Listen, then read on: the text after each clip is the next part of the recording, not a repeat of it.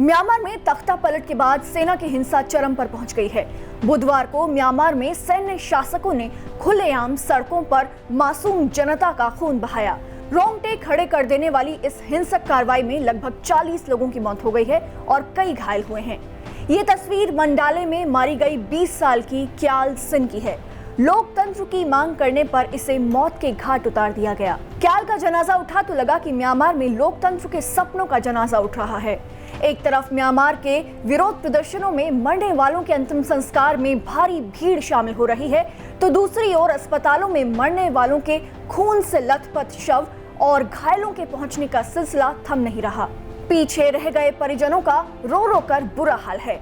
दुनिया भर से आ रही अपीलों के बावजूद 1 फरवरी को आंग सान सूची का तख्ता पलट करने वाले सैन्य शासकों पर कोई असर नहीं पड़ रहा है।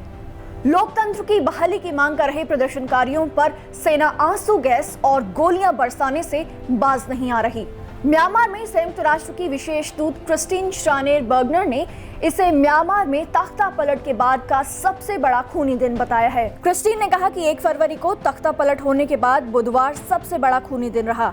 केवल आज ही 38 लोगों की मौत हो गई। तख्ता पलट के बाद से अब तक म्यांमार में 50 से अधिक लोगों की जान जा चुकी है और कई घायल हैं। क्रिस्टीन ने इशारा किया कि म्यांमार पर संयुक्त राष्ट्र की सुरक्षा परिषद इसलिए कोई ठोस कदम नहीं उठा पा रही है क्योंकि रूस और चीन रोड़ा अटका रहे हैं। उन्होंने कहा कि म्यांमार के हालात पूरे क्षेत्र की स्थिरता के लिए खतरा हैं। म्यांमार की घटनाएं एक युद्ध की तरफ आगे बढ़ सकती हैं जो कोई नहीं चाहता। सुरक्षा परिषद को म्यांमार पर एकता दिखानी चाहिए। मेरी उम्मीद है कि चीन और रूस सबके साथ मिलकर काम करेंगे। अमेरिका के विदेश मंत्रालय के प्रवक्ता नेड प्राइस ने कहा, हम अभिव्यक्ति की आजादी और शांतिपूर्ण प्रदर्शन जैसे सार्वभौमिक अधिकारों का समर्थन करते हैं। पत्रकार भी केवल अपने अधिकारों के तहत ही काम कर रहे हैं। उन पर इस तरह की कार्रवाई निंदनीय है।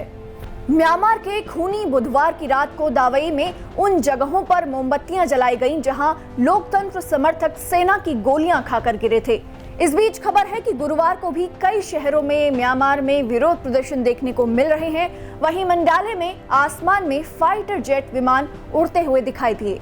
म्यांमार के हालात दिन पे दिन बिगड़ते जा रहे हैं। म्यांमार की जनता को लंबे सैन्य शासन के बाद आंग सान सूची के तौर पर एक लोकतांत्रिक नेता मिली थी, लेकिन सेना ने फिर से तख्ता पलट करके उन्हें हिरासत में ले लिया और उन पर कई मुकदमे जड़ दिए हैं। म्यांमार में सेना का आरोप है कि पिछले साल हुए चुनाव में म्यांमार में धांधली हुई थी, लेकिन म्यांमार के निर्वाचन आयोग ने चुनाव में किसी भी तरीके की धांधली से इनकार किया था।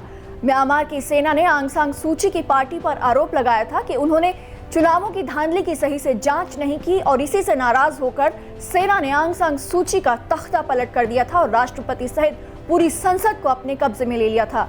1 फरवरी को हुए तख्ता पलट के बाद से म्यांमार में प्रदर्शनकारी लगातार लोकतंत्र लौटाने की मांग कर रहे हैं और पूरी दुनिया भर से अपीलें आ रही हैं कि सेना को जल्द से जल्द लोकतंत्र बहाली की कोशिश करनी चाहिए और जल्द से जल्द कोशिश करनी चाहिए कि हिंसा न हो किसी भी तरीके से प्रदर्शनकारियों के ऊपर। लेकिन लगातार विरोध प्रदर्शनकारियों पर हिंसक हमले सेना की तरफ से, सैन्य शासकों की तरफ से बढ़ते ही जा रहे हैं।